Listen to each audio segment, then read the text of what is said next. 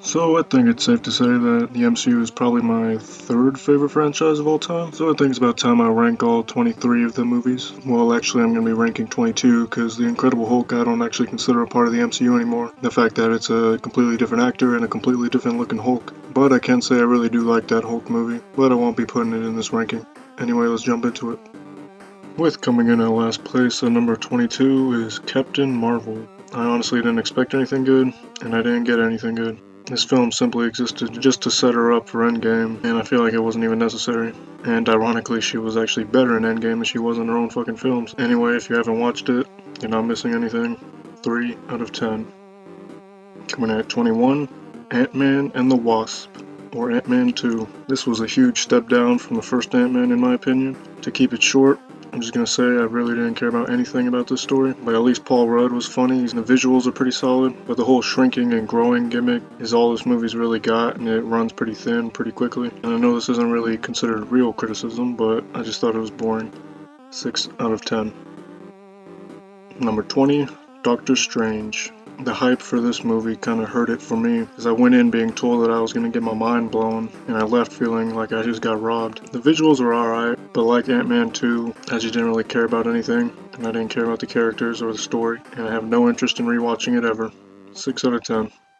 At 19, I've got Iron Man 3. The most pointed out issue for most fans about this movie is the fact that there isn't actually enough Iron Man in terms of like the actual suit, because majority of the time spent with just Tony Stark being Tony Stark, and I didn't really have a problem with it because Robert Downey Jr. is just really good. But my issue with it is that I just feel like it doesn't really fit with the overall saga. There's really no need to watch it if you were to ever do a marathon.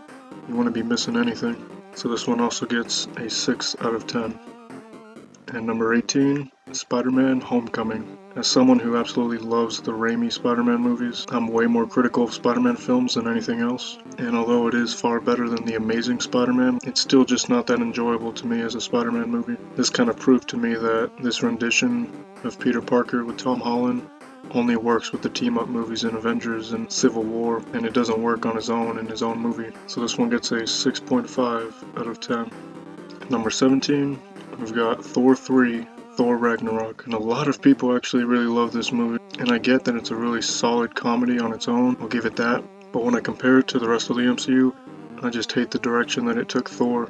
Because I much prefer him when he's more of a serious character that's just always being all self-absorbed, and that ends up being the comedic part about him. But now he's just a butt of every joke, and I kinda hate that. But my main praise though, it's definitely a top 3 visually pleasing MCU movie, that's for sure. 6.5 out of 10. Number 16, I've got Spider-Man Far From Home. This movie gets a boost over Homecoming just for simply having Jake Gyllenhaal, because that's one of my favorite actors. And him as Mysterio as the villain is pretty good, and his suit is really good. But Tony Stark being Uncle Ben's replacement was kinda dumb. And this rendition of MJ, even though it's not actually Mary Jane, it's like Michelle Johnson, still really bad to me. But overall, some of the Spider-Man suits look good and the illusions are really good. This one gets a 6.5 out of 10. Number 15, I've got Iron Man 2. This is probably the most meh movie of the franchise. It's very watchable, but I understand if you skip it. This honestly took a lot away from the charm of the first one and had a least interesting plot. And probably the only takeaway from this movie is that it introduced Scarlett Johansson's Black Widow. So overall, it's fine. 7 out of 10. At number 14, I've got Thor 2, Thor the Dark World. To me, this movie gets a bad rap. I honestly think it's kind of underrated as an action film. At least in this one, Thor is still the character that I like. He's taken seriously, while he still gets in a couple jokes though. And the Dark Elves themselves, as the villain, have a more badass aesthetic than most of the villains in the Marvel universe. And it actually fits pretty well with the overall saga, because it sets up the first Infinity Stone with the Reality Stone, aka the Ether. 7 out of 10. At number 13, I've got Captain America, The Winter Soldier. It's probably going to shock a few people because to a lot of people this movie is beloved. But for whatever reason, when I watch it, I just think it's not top tier. It's a good movie, but it's just not a top tier superhero film. And it's definitely the best version of Bucky, aka The Winter Soldier. I feel like he loses a bit of interest each time he's in a movie by the time we get to Endgame. But anyway, I don't hate it, I just don't love it. 7 out of 10. Number 12, I've got Ant-Man. This movie's a whole lot of fun and it's really goofy. I really like the tone of it, and it works perfectly for a character like Ant-Man, not Thor. And the introduction of the whole shrinking visuals was really nice in this one, and it got kind of a boost for me due to it having pretty much no high expectations from anyone and ended up being way better than it had any right to be. 7 out of 10. Number 11, I've got Guardians of the Galaxy. I mean, all I can really say is that I think it's a great comedy, and the cast was very good, and like Ant-Man, it blew away all expectations, not to mention it was the first one to introduce Thanos as a future threat, so this one also gets a 7 out of 10. And number 10 is Guardians Volume 2, which is just a pube hair better than the first one, because at this point I already know all the characters, and I just really enjoy them interacting, and Kurt Russell as Ego the Planet was great, and this movie just had a little bit more heart, in my opinion, than the first one, and kind of like Thor 3, this one is definitely one of the prettiest looking ones, so this one also gets a 7 out of 10. Number 9 is the first Captain America. It wasn't until my most recent watch of it that I realized how good it was. It's a pretty nice period piece taking place during World War II, and just watching Steve Rogers blow up into this crazy yoked super soldier was really enjoyable. Casting was really good, and it was a great starting point to the saga, chronologically of course. 7 out of 10.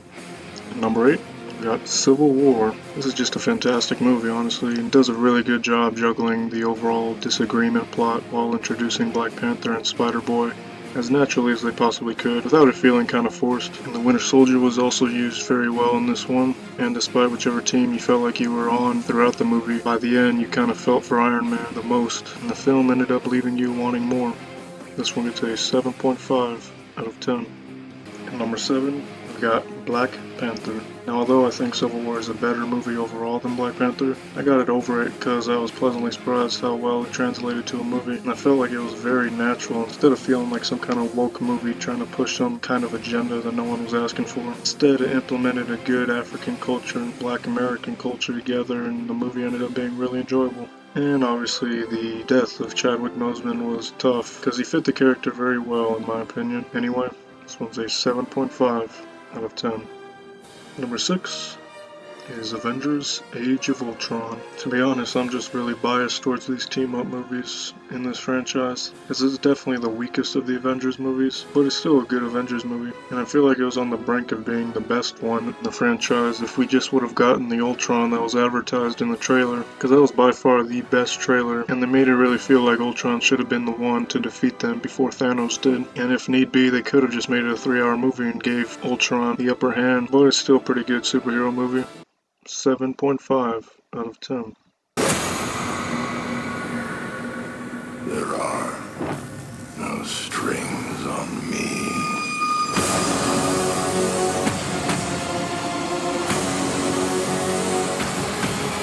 Number 5, I've got Thor. Easily my favorite rendition of Thor, with his introduction being fantastic, showing us how powerful he is, and the cockiness that came with it.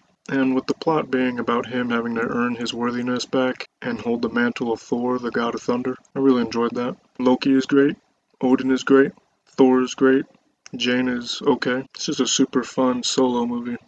This one also gets a 7.5 out of 10.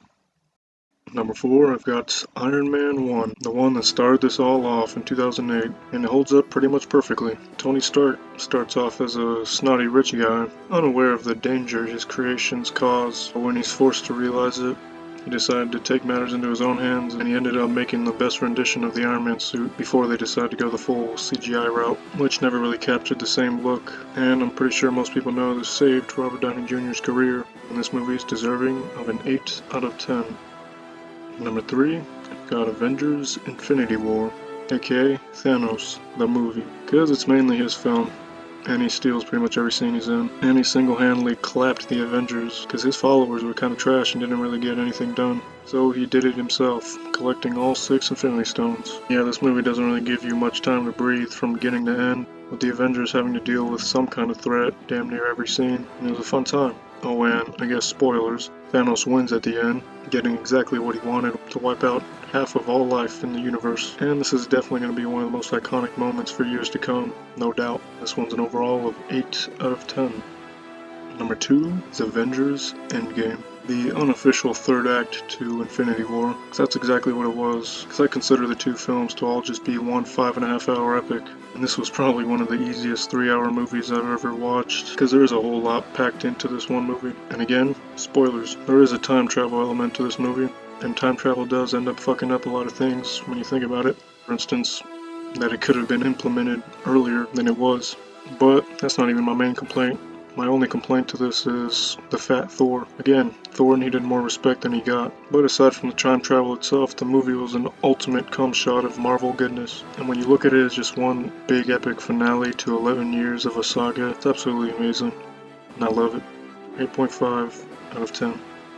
But number one goes to the Avengers. This was definitely one of my more memorable theater going experiences. I was 14 and only really knew about Iron Man, and I really didn't know anything about Captain America or Thor. And I knew there was going to be a new Hulk because I had heard about the recasting, but I was fucking mind blown when I watched it. And I enjoyed it so much that I had to go back and watch all the other movies, and I ended up enjoying all of the characters, with it only being the main 6 Avengers plus Nick Fury. And at this point, everyone's still in their prime. Iron Man looked great. Cap had his cartoony little tights on, which was kind of funny. And at this point, Thor still wasn't a joke. And this was probably Mark Ruffalo's best rendition of Hulk, but I still prefer Edward Norton's Hulk by far, but he's still good in this one. Loki was a good villain despite not being the most powerful. He's still really enjoyable to watch. But it's just a really great fucking first team-up movie. And it was the first one to really try this whole bringing these characters together in one movie on a grand stage that every other franchise started to try and mimic for about a decade. So this one also gets an 8.5 out of 10. Man, they had a fuck ton of movies. Anyway, hope you enjoyed, and I'm done.